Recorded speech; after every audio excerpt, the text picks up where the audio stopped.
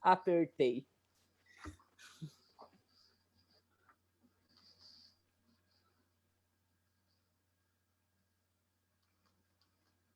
E estamos ao vivo. Boa noite, gente linda. Mais uma Histórias com Osho no ar. Dessa vez, com mais histórias emocionantes, histórias de vida, histórias de meditação e de amor. Não é? Não é, Abiro? Bem-vindo, Champak, querido. Bem-vindo, um abraço para todo mundo. Um prazer muito grande estar aqui participando dessa iniciativa de vocês, que é muito bacana. Que, assim, para mim, particularmente, tem mexido muito. Eu tenho acompanhado tudo. Yes! Nós ficamos extremamente felizes de saber. Tem muita gente dizendo que assistiu todas, né? Maratonou. Eu assisti todas. Nosso 39º encontro. Nossa, e vai, né? Um atrás do outro. Realmente é muito bacana, muito reconfortante. A gente está curtindo demais fazer esse trabalho, né? Começamos no final de setembro do ano passado. E já vamos completar um ano agora, mês que vem. E como a gente sempre começa, vou dar os recados aqui, né? E agradecimentos, enfim. A primeira dica que a gente dá é que depois, para quem não tem Facebook, quiser passar para um amigo que não tem Facebook e tal, isso é disponibilizado no YouTube também, YouTube Divya 10. Tá lá, tem as duas playlists, tem a primeira temporada e a segunda, que a gente está agora no 3º episódio. Melhor que Netflix, né? Ah, bom! E começamos com os nossos agradecimentos. Primeiro a nossa equipe de apoiadores, Marisa Rothenberg, Miguel Fine, que faz toda a arte, a edição de vídeos, a edição de áudio, e mais a revisão de legendas e tal. As páginas que nos apoiam, que é o Osho Sem Fronteiras, do Sananda, e mais o próprio Champak, que está aqui com a gente. Agora administrador e mais do uma Sem turma, Fronteiras a Divya, inclusive. E o Osho A Nova Realidade, do Francisco Siqueira, também, que está sempre com a gente, que nos apoia. E, obviamente, a nossa querida Sanguinha, que é um pessoal muito querido, que está sempre aqui com a gente, está sempre interagindo, colocando comentários. E os nossos embaixadores, que estão desenvolvendo embaixadas. Exatamente. E um recado importante também, que a gente sempre lembra, é que nós não somos nenhum canal oficial do Osho, somos apenas um grupo de amigos que gosta de contar histórias com Osho. Gente, nós tiramos um mês de pausa agora em julho, mas a gente não parou de trabalhar. Nós gravamos 8 encontros que estão sendo feitas as edições de vídeo, de áudio e colocação de legendas. É um trabalho bem extenso e a gente, para dar conta disso, a gente contrata pessoas, enfim, né? Então, a gente vai disponibilizar uma chave Pix para quem quiser nos apoiar com doações, para que a gente possa aprimorar e seguir o trabalho. Tá? Então, a gente agradece muito quem puder dar um apoio para a gente. Está ali a chave do Pix é divyaerica, como está escrito, com Y e K, né? @gmail.com. Tá bom? E Legal. Quem também quiser ajudar também só dando uma curtida no seu Facebook, compartilhando também, é bem legal porque ajuda a gente a isso alcançar mais pessoas. Tá? Nós percebemos que, Champak e Divya, a gente percebeu que o que a gente está fazendo está dentro de uma onda mundial. Tem muita gente falando sobre o Osho agora. O Osho cresceu horrores na Índia, na Rússia. Nós tivemos contato com pessoas na Rússia e na Itália. Tem um pessoal também que tem um podcast.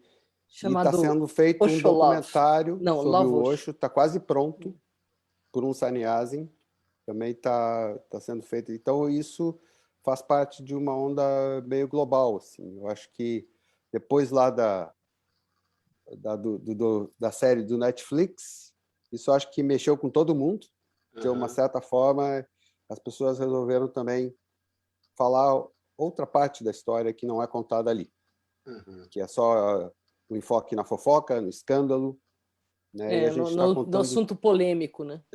e a gente está trazendo à tona realmente a nossa contribuição, que a gente sempre fala que é uma tela, cada um vem e dá a sua pincelada.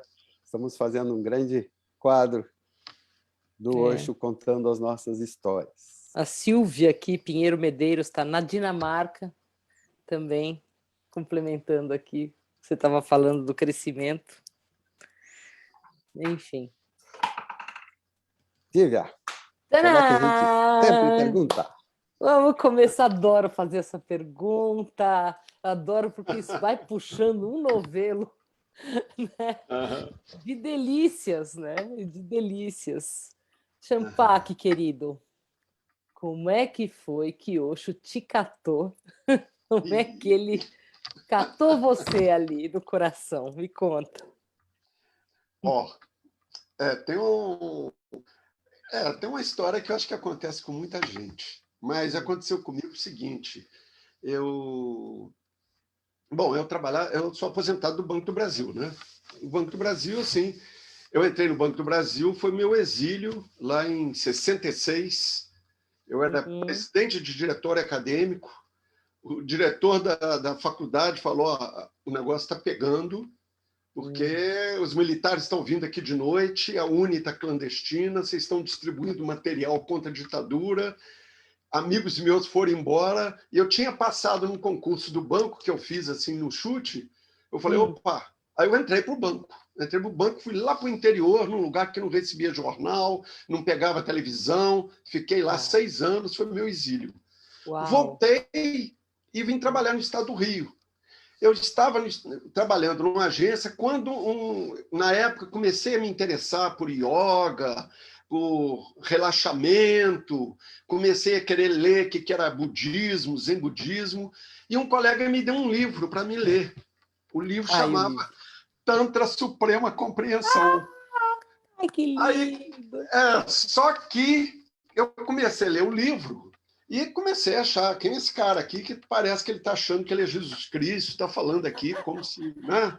Aí, lá pelas tantas, eu comecei a falar, não, mas ele está falando umas coisas interessantes. E eu fui seguindo. Quando chegou na metade do livro, ele estava falando coisas que estavam desmontando as estruturas da minha vida. Eu falei, opa, não, eu não posso continuar a ler esse livro. Parei, devolvi para o cara, falei, muito obrigado, mas, assim, é muito perigoso, esse livro para mim é muito perigoso. E pronto. Só que, assim, aquelas bases, aquelas estruturas da minha vida estavam desmontando. E para tentar segurar a onda, eu pedi transferência para Brasília. Porque eu falei, vou começar uma vida nova em Brasília. Só que aquilo que estava desmontando piorou, ficou muito pior ainda. E você vê o que acontece, né? Eu fui para trabalhar em Brasília e lá a gente trabalhava assim, era o lugar que eu fui trabalhar, na direção do banco, era uma mesa voltada, encostada na outra mesa. Você trabalhava virado para um funcionário que trabalhava de lá para cá. Então, o primeiro cara que eu conheci em Brasília foi esse camarada. Esse camarada era o Saul, que depois virou Mardava. E com ele, eu fui fazer a primeira Nada Brahma, que eu não conhecia. Quando eu fui fazer, a gente saiu, eu lembro que a gente foi para o apartamento dele e eu fui experimentar a primeira Nada Brahma. E eu punha a mão no chão porque eu sentia que meu corpo estava saindo do chão. Parecia que eu estava virando cambalhota, sentada de olho fechado. Eu falei, que negócio é esse? E o Mardava foi assim, o Mardava foi um amigão, entendeu? Que tem assim, uma gratidão imensa por ele. Ele foi super cuidadoso e carinhoso comigo, e o Mardava deixou o corpo há uns meses atrás. Então, assim, foi uma perda assim, eu senti muito, porque eu sempre tive o Mardava como um grande companheiro. E aconteceu o seguinte, como as coisas estavam ficando ruins para mim, no meu trabalho, aí eu já não estava trabalhando com Mardava mais, eu entrei assim num buraco danado, sabe? Porque as coisas estavam muito ruins para mim. Aí eu fui conversar com uma amiga minha para desabafar com ela. Aí Uhum. quando eu cheguei, ela virou para mim: "Ah, minha mãe fez um trabalho esse final de semana e ela não me deu espaço de eu reclamar da vida. Ela veio falar da coisa boa que foi um evento que a mãe dela participou com um camarada que veio da Índia." Aí eu peguei e falei: "Cara, eu devo estar precisando desse negócio, porque eu estou num buraco danado e a mãe dela participou de um negócio legal. Eu vou saber com quem? Eu vou perguntar ao Mardava."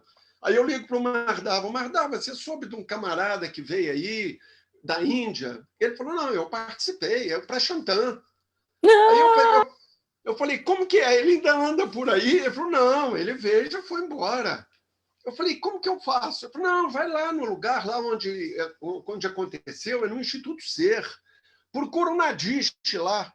Eu falei: "Tá bom." Aí eu fui para lá, entendeu? De Ai. noite, cheguei lá, estava aquele espaço lá que eu não conhecia ninguém, mas estava lá o Prashanto, estava lá o... Olha, tinha uma turma lá, entendeu? Assistindo um vídeo do Osho.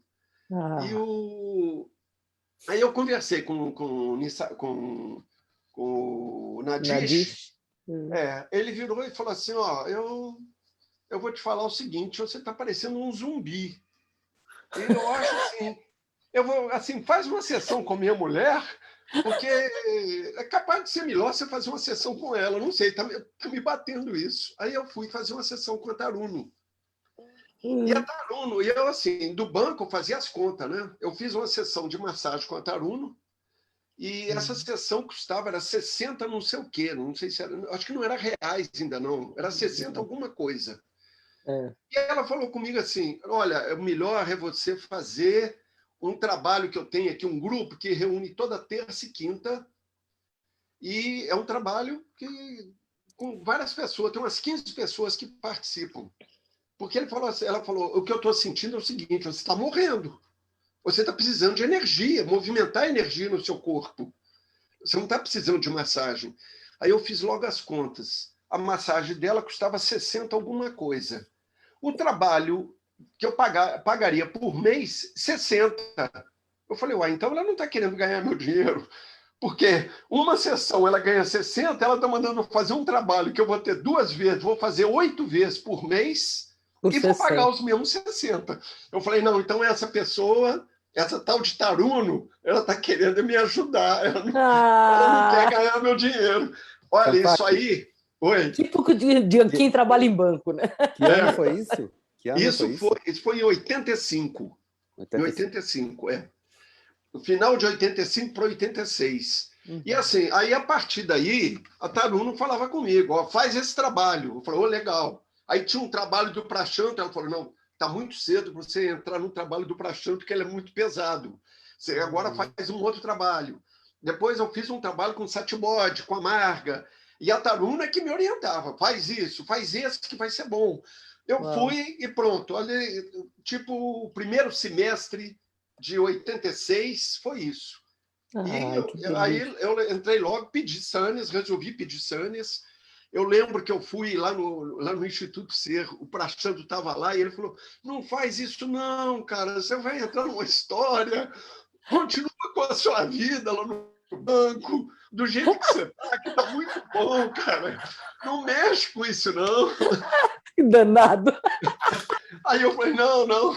Eu sabia que era a gozação dele, né? Aí eu entrei com um pedido, aí chegou em setembro de 86, chegou o nome para mim: Swami Bodhi Champaki, né? Hum. Olha, chegou para mim o nome, eu corri, eu trabalhava nessa época num prédio do banco, que eram 4 Hum. andares, no final da Asa Norte, lá em Brasília.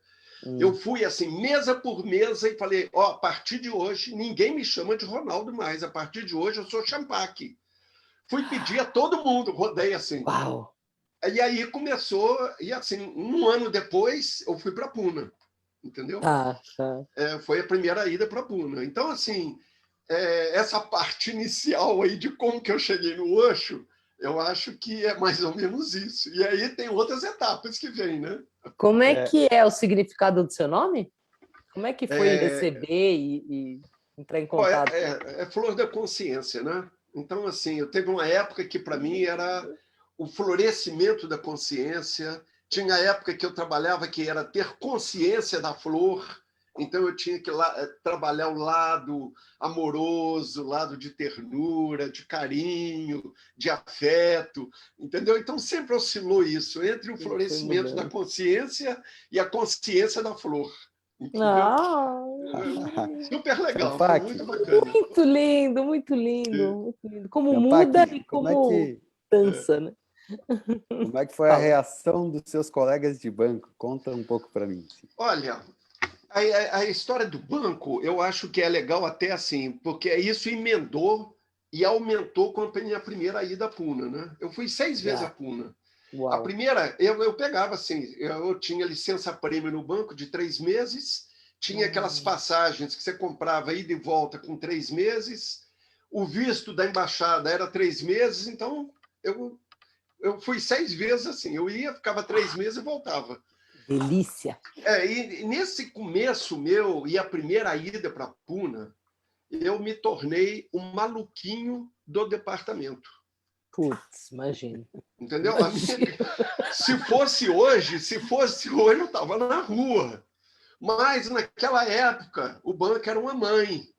Então, os colegas de trabalho, assim, eu tenho um amigo meu do Rio Grande do Norte, ele era psicólogo, ele depois falou comigo, falou, olha, a gente conversava e a gente achava que você ia ter que ser internado numa clínica.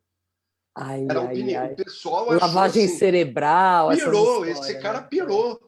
Porque, assim, ainda mais assim, quando eu voltei da Índia, com umas calças coloridas que tinha uns negócios brilhantes do lado, eu ia para o banco com aquelas roupas, eu não queria saber, entendeu? Eu voltei de Puna, assim, eu já não voltei para casa mais, né?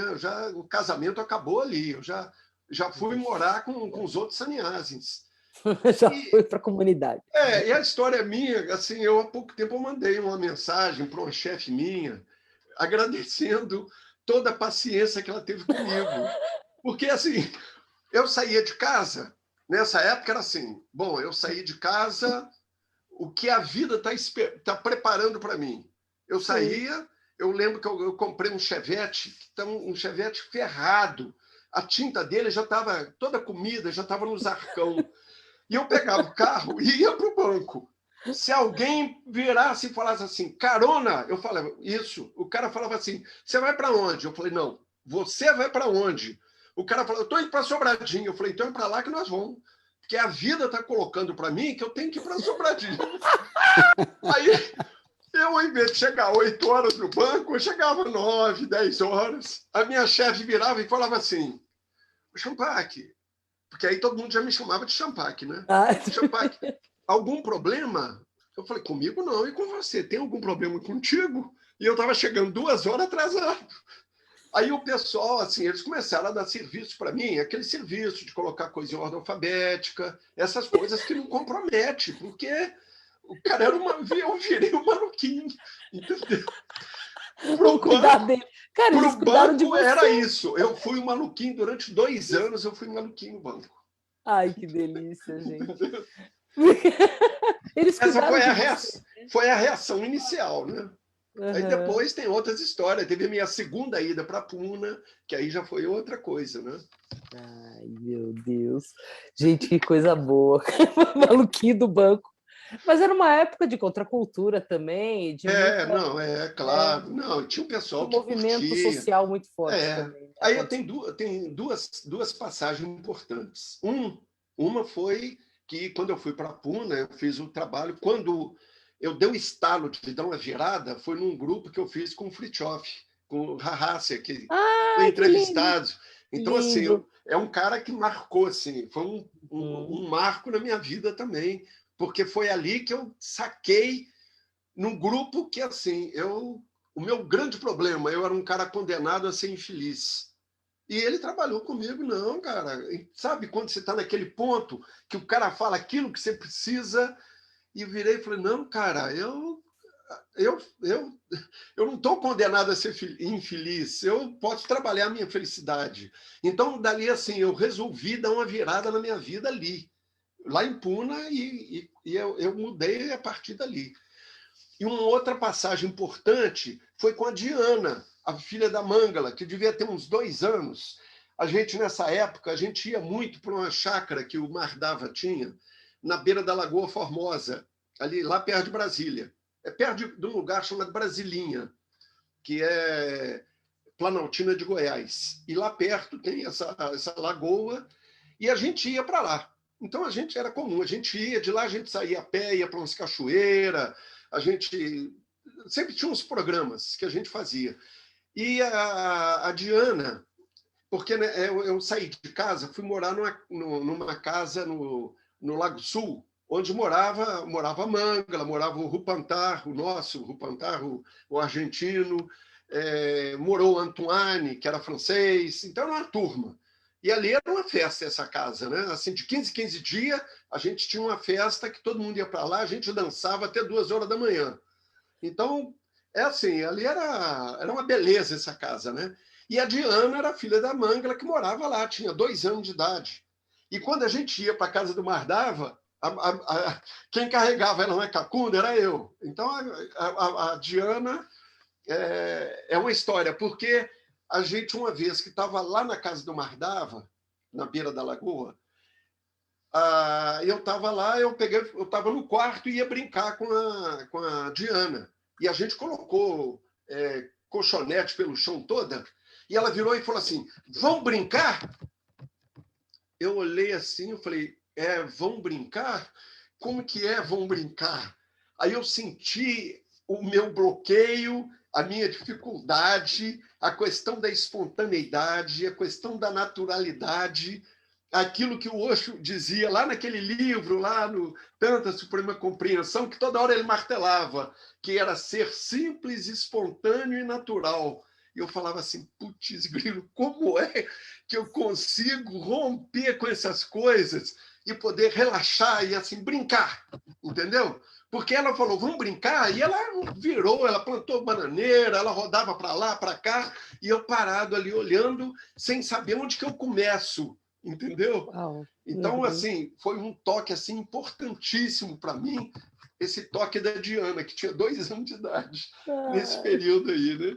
Coisa linda, coisa Rapaz, que eu linda. recebi o recado agora que a Mangala está assistindo. É a manga amigona aí dessa época aí, nossa, né? Ai, que legal. Que legal. Continua, continua. Bom, Vamos lá. aí teve assim, aí tem um segundo tempo, né? O segundo tempo foi a minha segunda ida para Puna. Quando eu fui para Puna, porque essa primeira ida minha foi em 87. Quando eu fui em 89, aconteceram algumas coisas. Uma delas foi um discurso do Osho lá, ou uma frase que eles colocaram em algum lugar, que era aquilo: eu só tenho um gosto, eu gosto do melhor. Então, eu lembro que tinha um camarada que estava entrando dentro do ashram descalço, e alguém chegou e falou com ele, falou, olha, isso aqui não é uma comunidade hippie, não. Aí eu comecei a falar, oh, cara, tem um negócio desse de você fazer a coisa bem feita, de você trabalhar o seu potencial criativo, de você poder fazer coisas legais.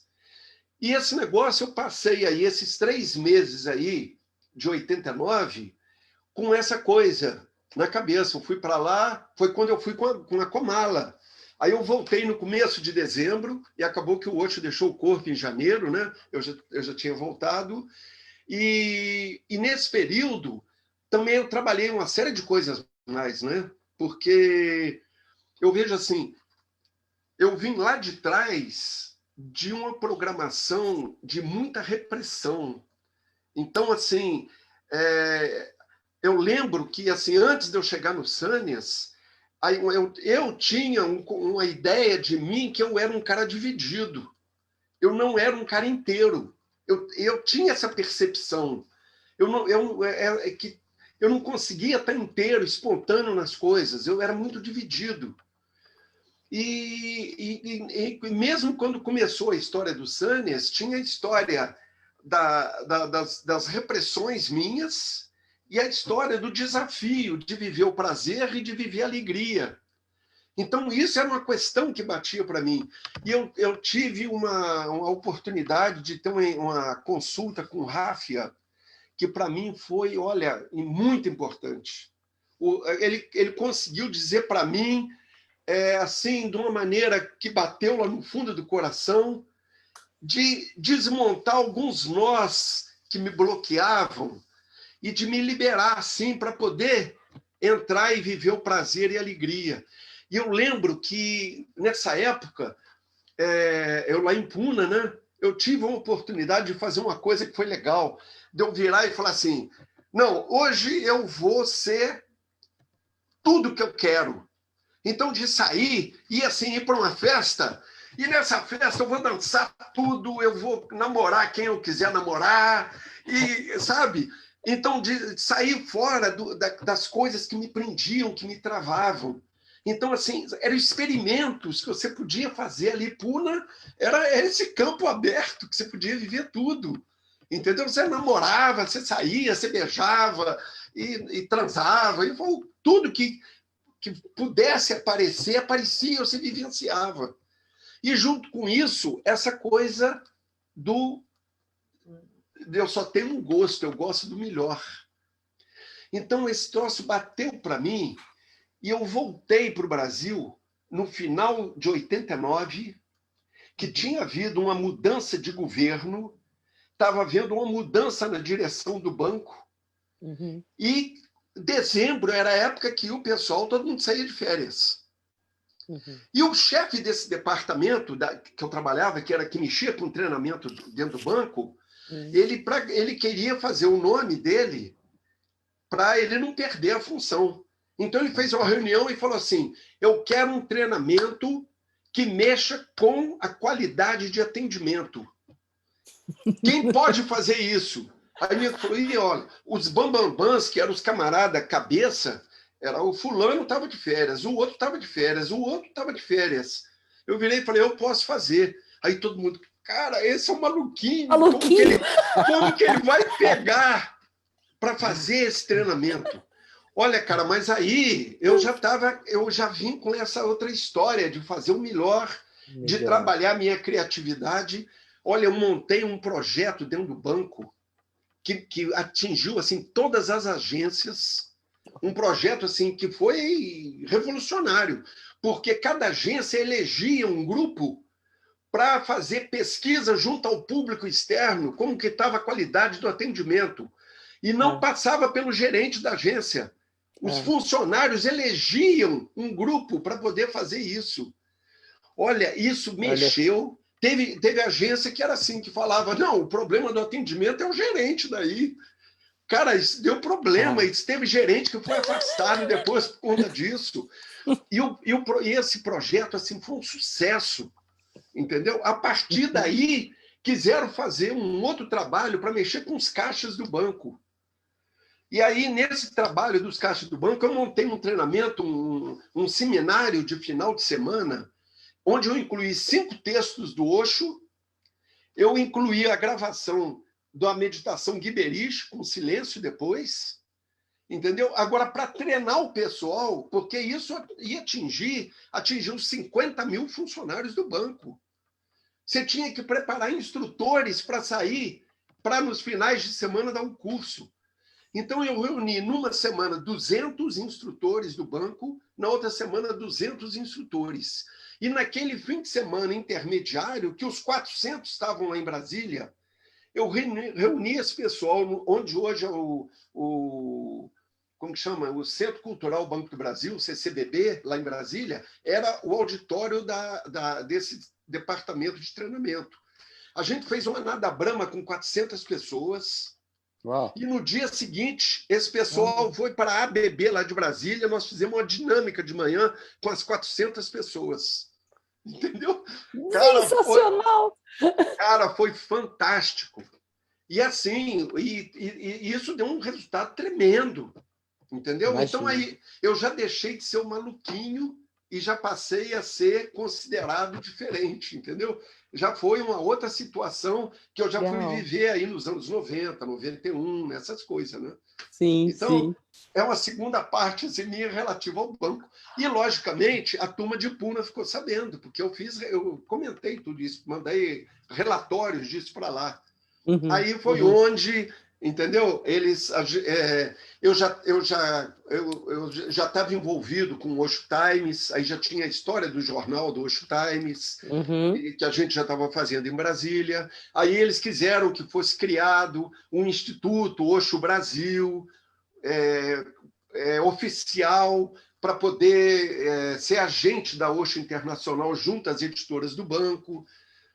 As editoras do banco, as editoras do Osho, entendeu? Aham, E aí aham. o Kutir, ele era lá do círculo lá interno, lá dos 21, ele veio cá em Brasília para me convencer, porque eu falei, não, cara, eu não entendo nada de editora, de livro. Aí ele veio cá, ele ficou hospedado num apartamento meu lá em Brasília, para conversar comigo, para me dobrar e eu aceitar ser agente da Osho Internacional no Brasil, participar de feiras de livros e vender títulos do Osho e tudo, né, para as editoras. Então, Sim. foi uma coisa muito bacana. Isso aí foi assim, essas histórias. E Mais uma revolução, né? São várias revoluções, né? são essas histórias. E aí, Ai, assim, eu estou falando para caramba, não sei se tá falando, a gente se quer tá ouvir. É legal. esse o propósito.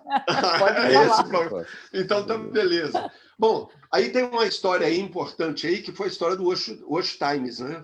O É Osho isso. Times, ele começou a ser feito no Rio. E o que aconteceu foi o seguinte: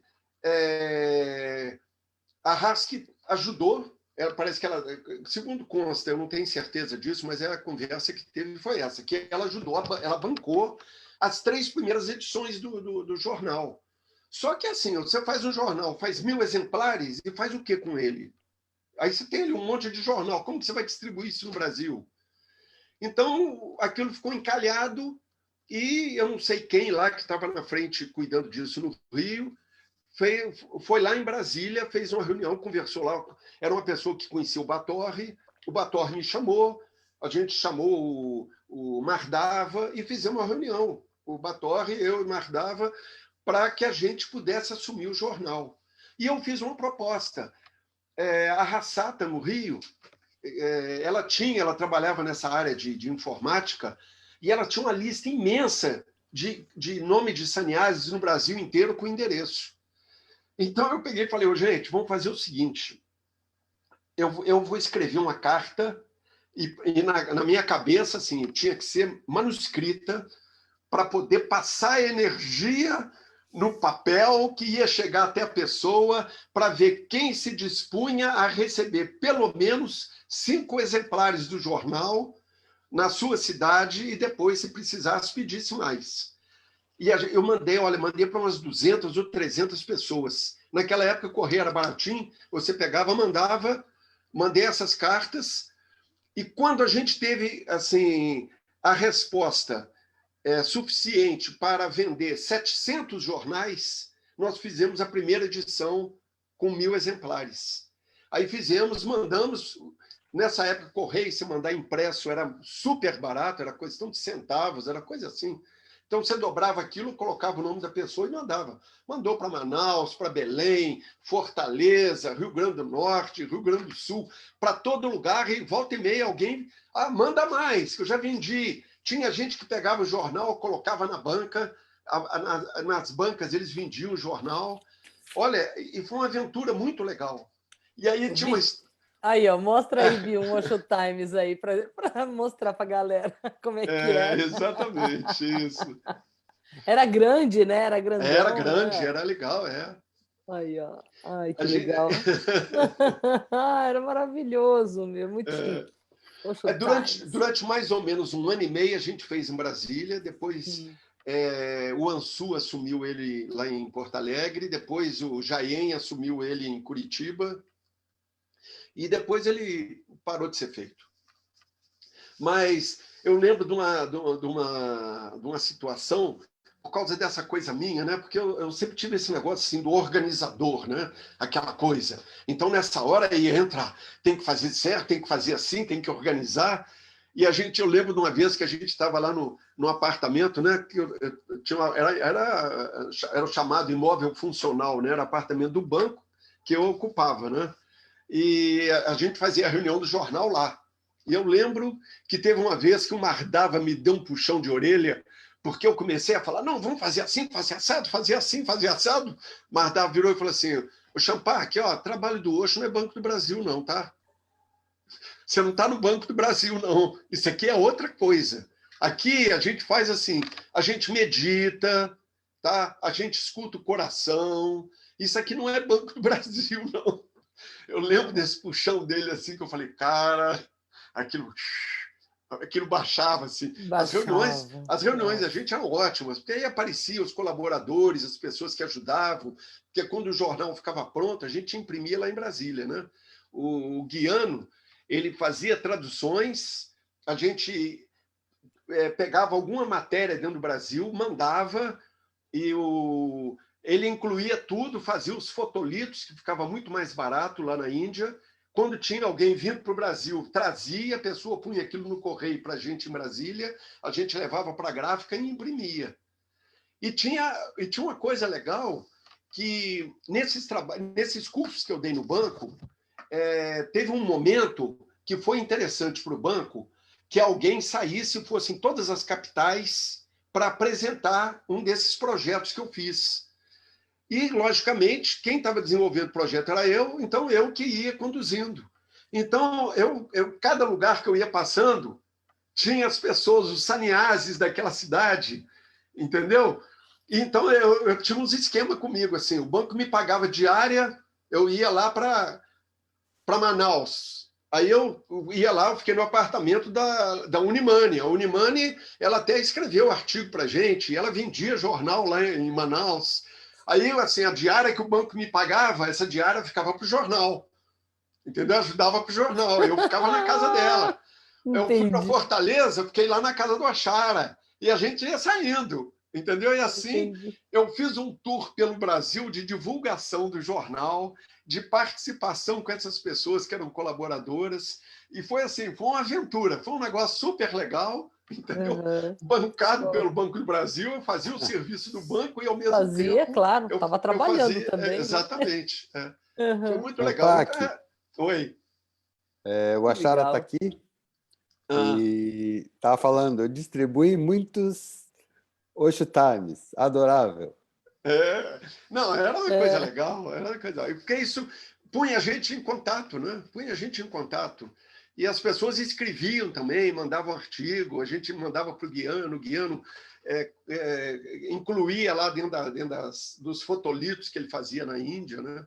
Então foi uau. uma época, uma coisa muito bacana. Ai, que delícia, gente. Como misturou a sua história, né? Com o banco e com o Sanias e com esse Exatamente. processo todo, né? É. Interessante. Aí depois, sim, eu aposentei no banco, né? Tá, Aí eu tá. aposentei no banco, fiquei um ano aposentado, eu acho que não cheguei nem um ano aposentado, eu não estava conseguindo amarrar o sapato, o tênis, entendeu? Porque fiquei em casa parado, vendo filme na televisão, aí virei e falei, Uhum, cara, não dá para mim ficar desse jeito. Aí o antigo Instituto Ser, que tinha acabado, ele tinha uhum, sido passado por umas meninas lá de Pernambuco, que vieram para Brasília, e depois de 3 anos venceu o contrato de aluguel, e elas não queriam continuar, e o espaço estava assim, não estava numa situação boa, entendeu?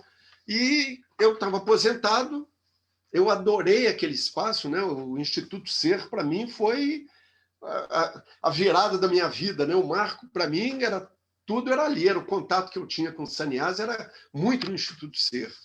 Então eu falei, não, cara, eu vou ver o que eu posso fazer, entendeu?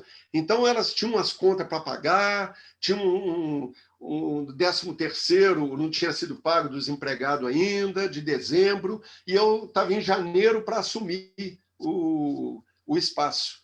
Então eu levantei um empréstimo na cara, assim, na dura, para poder arrumar, porque porque lá tinha acomodação para 14 pessoas, tinha um salão, um Buddha Hall, e tinham 3 salas de atendimento individual. Só que a sala de atendimento individual tinha uma funcionando legal, as outras 2 era goteira pura. Nessas acomodações para residentes estava tudo também cheio de problema. Então, eu peguei um empréstimo para poder arrumar tudo. A gente arrumou tudo, eu peguei em janeiro. Em maio, trouxe a Anando, que era secretária do Osho, para a inauguração do Osho Khalid. Então, nós fizemos um festival de uma semana, onde ela fez lá uma... Ela deu um nome que era... Como que era? Era uma revalidação do Sannyas, um negócio desse tipo. Ai, que legal! Quando era sannyasi, foi lá para ter... Como se fosse uma cerimônia que foi organizado. Eu contratei um camarada para fazer um vídeo, entendeu? Dessa semana, a gente fez um vídeo legal e ela deu um workshop.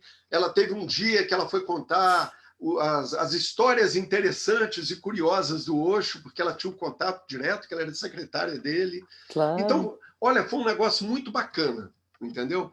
E a gente começou, assim, na época tinha um festival, eu não sei como que chamava, festival místico, alguma coisa, feira mística, lá em Brasília, que era um negócio muito concorrido com quem era ligado nessa área. E a gente alugou um stand onde a gente passava esse vídeo, que foi com a Nando, com as atividades, teve dança sagrada, teve tudo nesse vídeo, e a gente colocava aquilo passando direto, as pessoas passavam, entendeu? E aí eu também entrei em contato com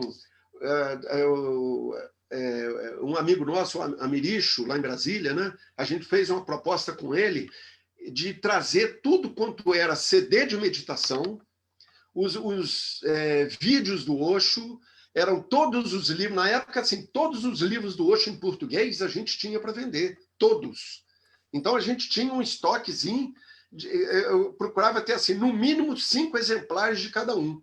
Então, a gente tinha aquilo. A gente foi para a feira com os livros do Osho, com vídeos, com CDs de meditação, de músicas celebrativas do Osho. Olha, foi um negócio super bacana. E, assim, o Osho Khalid funcionou muito legal. E, assim, 14 pessoas morando, e sempre que, assim, alguém saía, tinha 3, 4 na fila esperando para querer entrar. Certo. Arrumamos mais um salão, passamos a ter 2 salões de trabalho, arrumamos mais uma sala de atendimento individual, e todo dia da semana tinha trabalho acontecendo. Todo dia. Todo dia tinha dinâmica, Kundalini, todo dia, tinha trabalho toda noite, todo final de semana tinha grupo, sabe?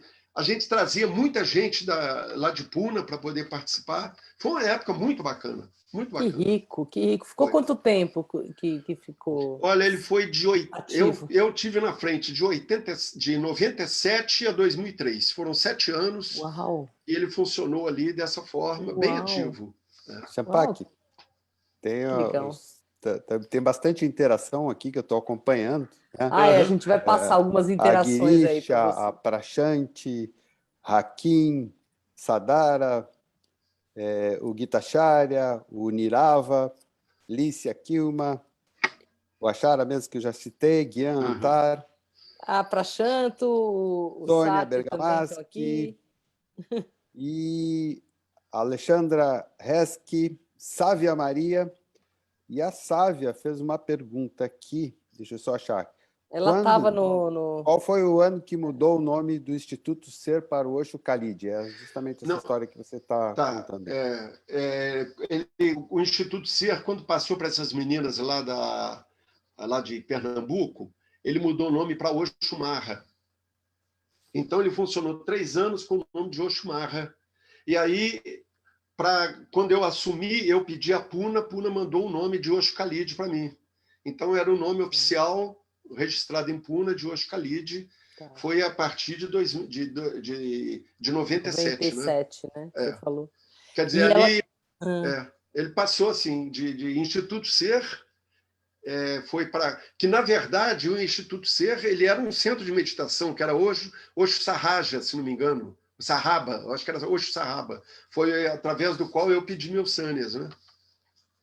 O Dian está aqui, ele falou que estava no encontro com a Nando, né? Nesse encontro, e ele está aqui. Como posso assistir esse vídeo? Tem aí. Ah, tá. De vez em quando ele tá disponível no YouTube, Tá, entendeu? tá. Eu posso colocar, como que eu posso fazer? De Depois repente eu posso compartilhar ele no Osho Sem Fronteiras. pode, bota no São, Oxo Sem Fronteiras, são, boa.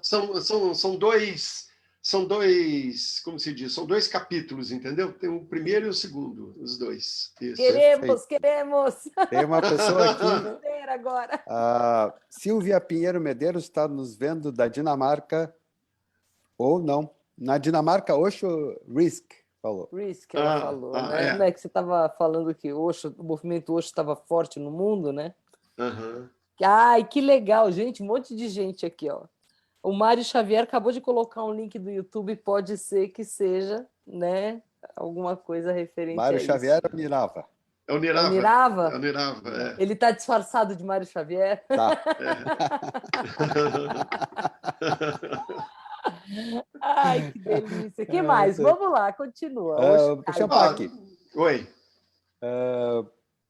Eu não sei se tem mais história aí de Brasília, mas eu queria uma pergunta que está aqui na minha mente já. Eu lembro, eu relatei para você antes, né, de você chegando em Puna com a Comala. Aquilo Isso. foi 1989. 89, acho que foi agosto, foi se não me engano. exatamente aquele período que o Osho já não falava mais, ele vinha e sentava um tempo com a gente no auditório. E estava rolando o famoso Oshoba, que era o Nivedano comandando um samba no Buda Hall. A meditação era com uma batucada de escola de samba. Isso. Lembra disso, né? Lembro. Você chegou lá nesse momento, a primeira vez? Foi. Não. A primeira vez que eu cheguei foi em 87. Ah, tá. Quando eu cheguei em 87, o Osho tinha ficado, parece que, um tempo sem falar por conta do problema dele, do dente, que aquela história que mandaram para a Inglaterra e descobriram lá depois que ele tinha sido colocado em contato com material radioativo enquanto ele esteve preso nos Estados Unidos. Então, ele teve um período que interrompeu. Eu sei que eu cheguei, a primeira vez que eu fui a Puna, que eu fui junto com o Vivarta e com a Richa aqui de Juiz de Fora e o Vivarta lá de Brasília, né? Nós fomos nós três juntos. E aí eu sei que quando eu cheguei, ele estava voltando a falar de novo. Só que ele falava lá no Lao Tse, né? Não tinha o Buda Hall. O Buda Hall estava em construção em 87. Eles estavam construindo. Então, era a gente, de 3 em 3 dias, a gente podia ir, porque o espaço era pequeno. Então, você pegava um passe, você foi hoje, então daqui 3 dias você pode ir outra vez. Aí a gente ia com um grupo menor, entendeu? Sei lá, não sei quantas pessoas cabiam, talvez 500 pessoas, uma coisa parecida.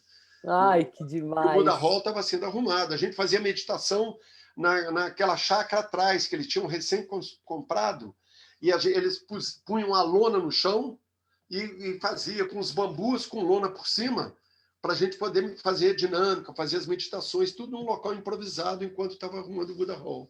É muito chique isso. É muito muito chique. E foi a volta dele para Puna 2, foi, né? Foi, estava tudo começando a virar o que é Puna 2, né? Agora, assim, uma coisa interessante que eu acho legal de compartilhar é que, assim, essa história com o Osho, para mim, foi assim, uma revolução, sabe? Assim, quando eu fui em 87, eu estava saindo dessas histórias, travado, que eu não conseguia viver alegria, não podia viver, não conseguia viver o prazer, entendeu? Era muita proibição, muito moralismo. Então, para essa ruptura com o estudo, eu chegar num lugar como Puna, porque em Puna, a Biro sabe disso, e quem esteve lá sabe disso, a gente sentia assim, como se você passasse no portão da comuna, você mudava, parecia que do lado de fora era diferente, parecia que o clima mudava, parecia que ficava mais fresco, a luz lá dentro era diferente, entendeu?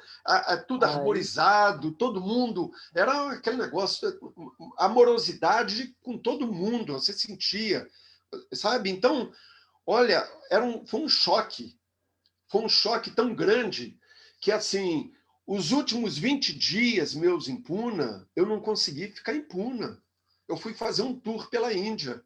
Eu saí com o Prakash chegou lá e eu vou fazer um tour pela Índia. Eu falei, eu vou embora. Eu lembro que a Prashanti, que era a namorada do Vivarta, ela comentou isso comigo. Ela falou, Champak, os holofotes eram muito fortes, né, para sua visão. Então, assim, era coisa demais, sabe? Então, essa coisa de eu voltar, a história do maluquinho lá do trabalho, era essa piração, sabe? Eu sinto, assim, que foi aquele momento de desmontar os alicerces da vida.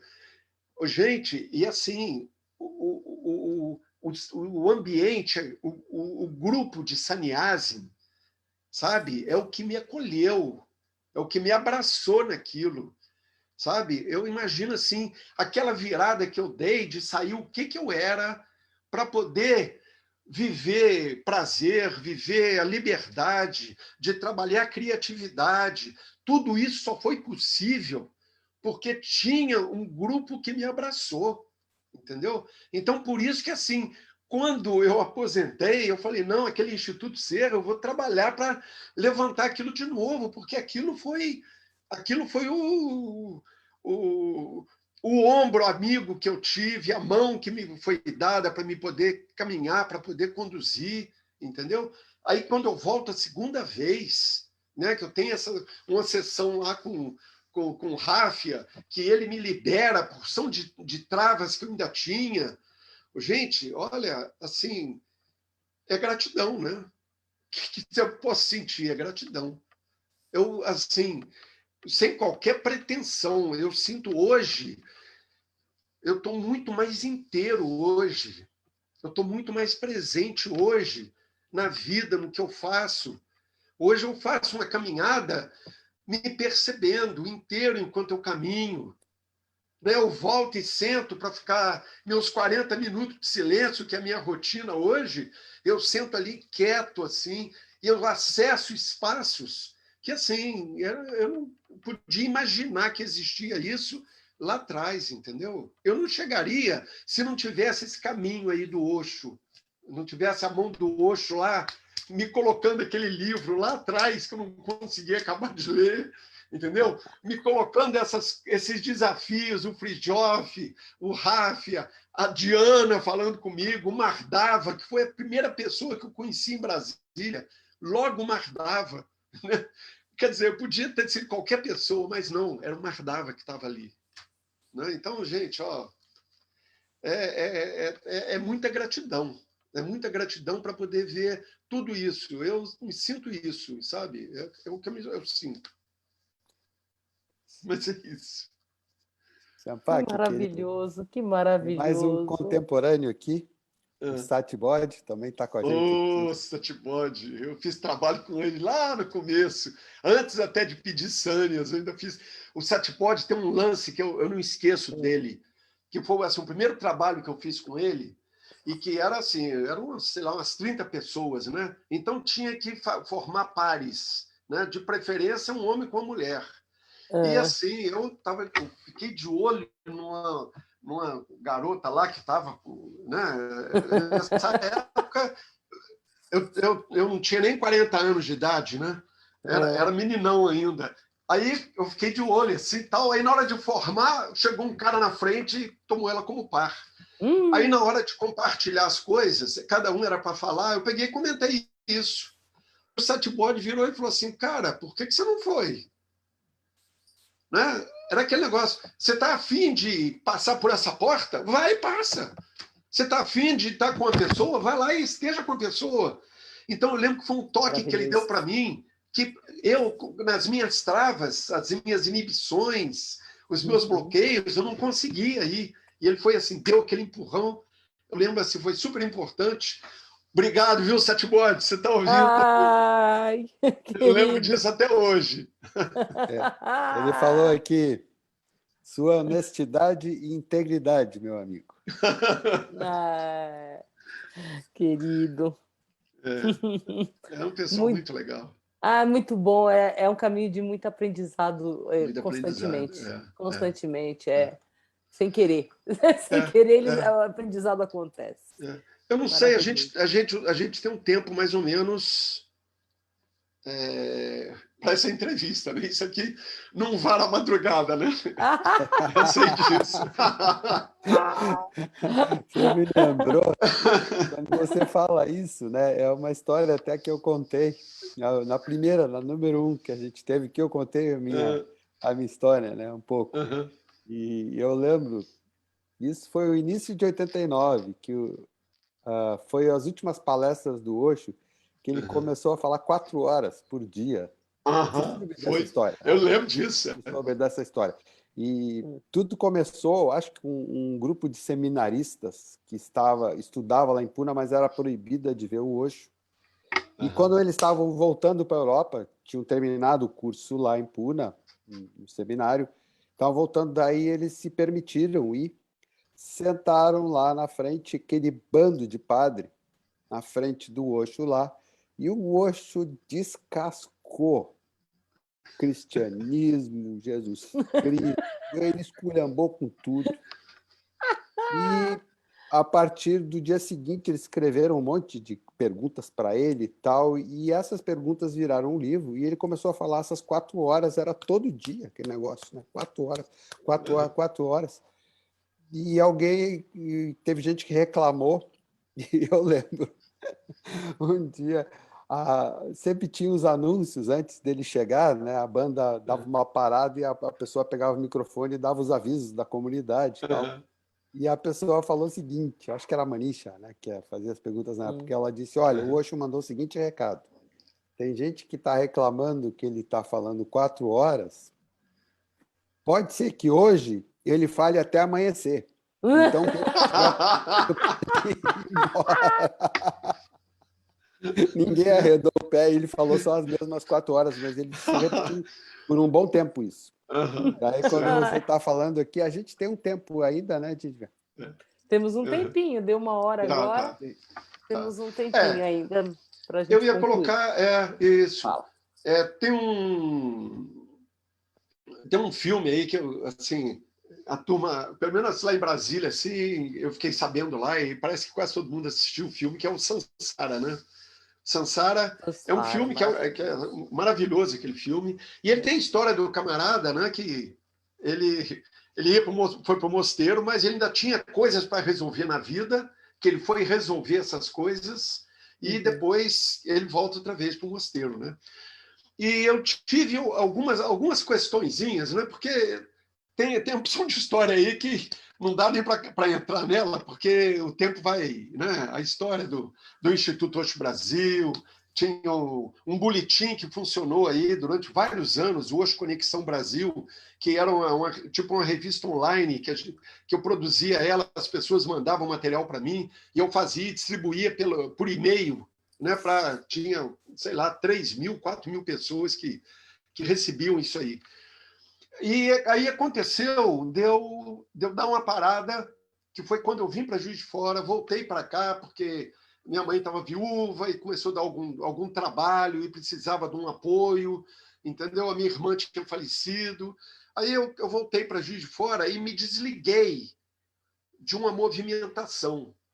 E nisso, eu aqui em Juiz de Fora, embora eu tivesse tido contato aqui com a Nádima, que ela tem o espaço dela, o Chuniata, a gente fez até alguma coisa junto durante um período, e eu comecei um relacionamento com a Nirava, que é minha companheira. E ela tinha essa casa lá em Ibitipoca, que hoje eu estou falando aqui eu vim em Juiz de Fora por causa da internet, né? Mas eu estou morando em Ibitipoca, que dá o quê? Menos de 2 horas daqui lá.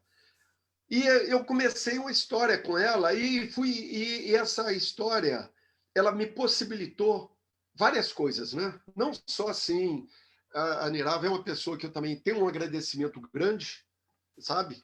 Assim, vamos supor, ela foi mestre zen para mim, me dando muita bengalada na cabeça, com cajado, assim, muitas vezes, alguns mais fortes, os mais fracos, mas foi muito importante, muito choque que me botou para sacar e crescer.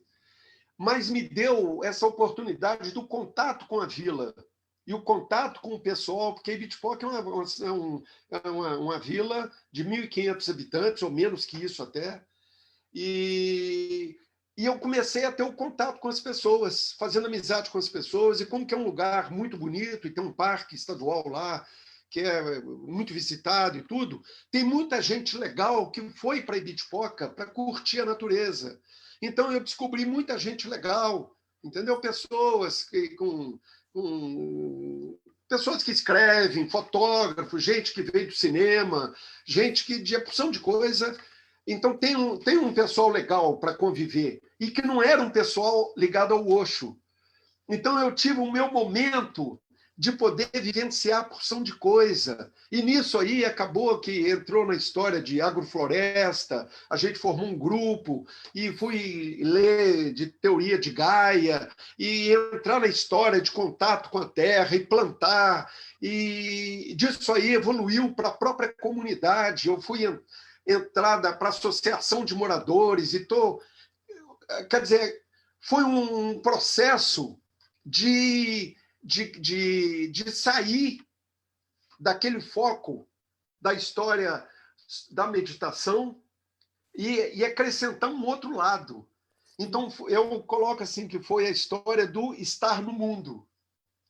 E a pandemia chegou me trazendo de volta. Então, eu fiquei lá, fiquei em casa, e a Nirava teve que se afastar durante um período longo, que a filha dela teve um problema de saúde, e com isso eu fiquei sozinho, eu fui cozinhar, além de cuidar da terra, de tudo isso, e foi onde voltou todo o processo outra vez para dentro.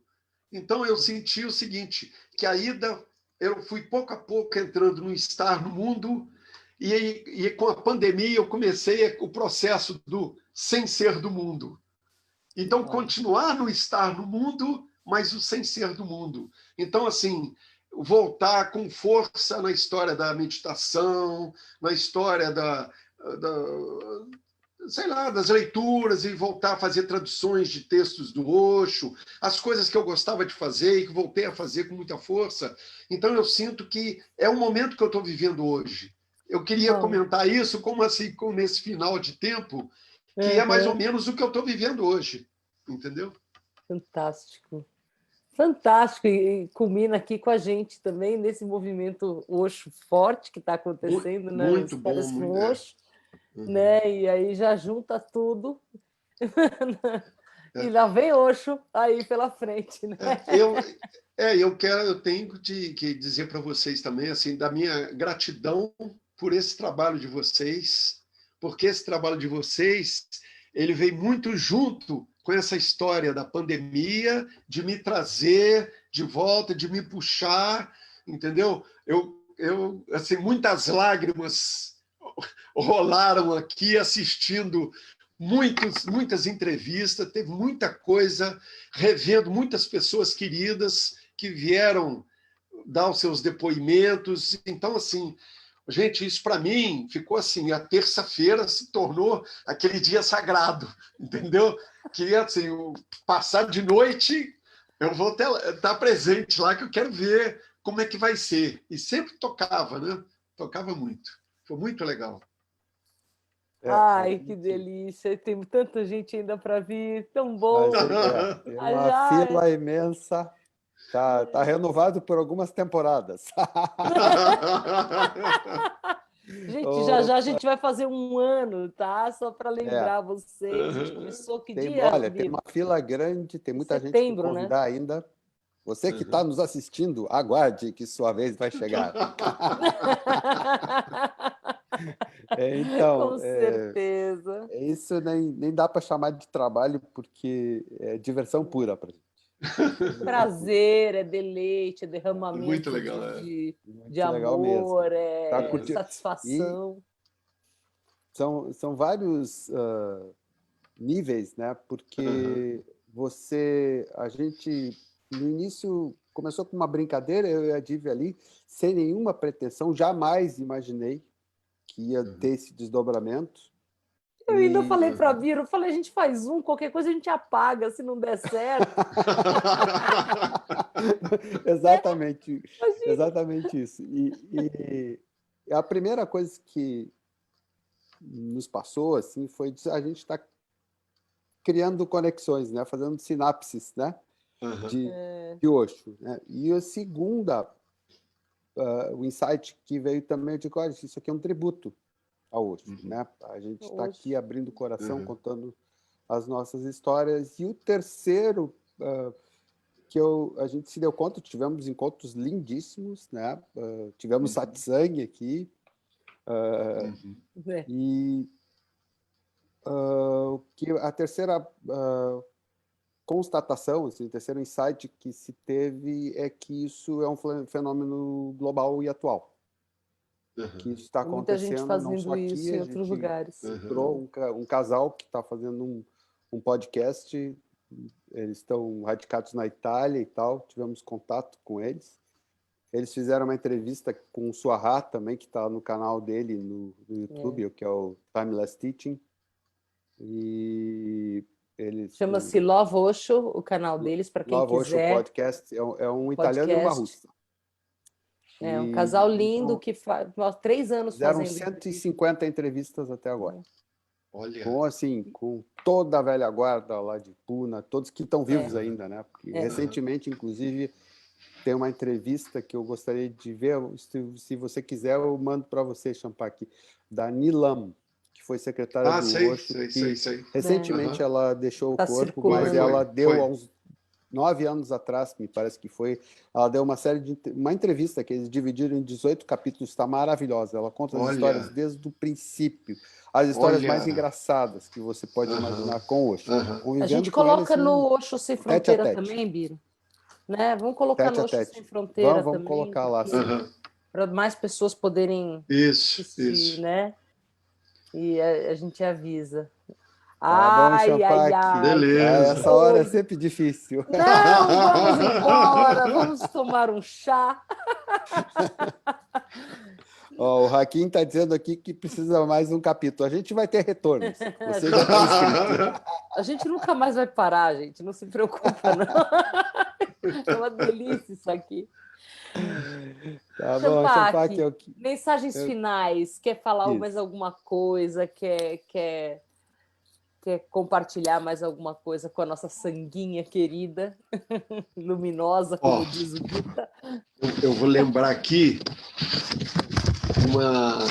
eu mandei, enquanto hoje estava no corpo, né, eu mandei 2 cartas. A primeira carta, eu mandei uma série de coisas, falando sobre o jornal que a gente fazia, o Osho Times, né, e que ele mandou assim, uma mensagem, aquela assim, curta e grossa de mestre, né?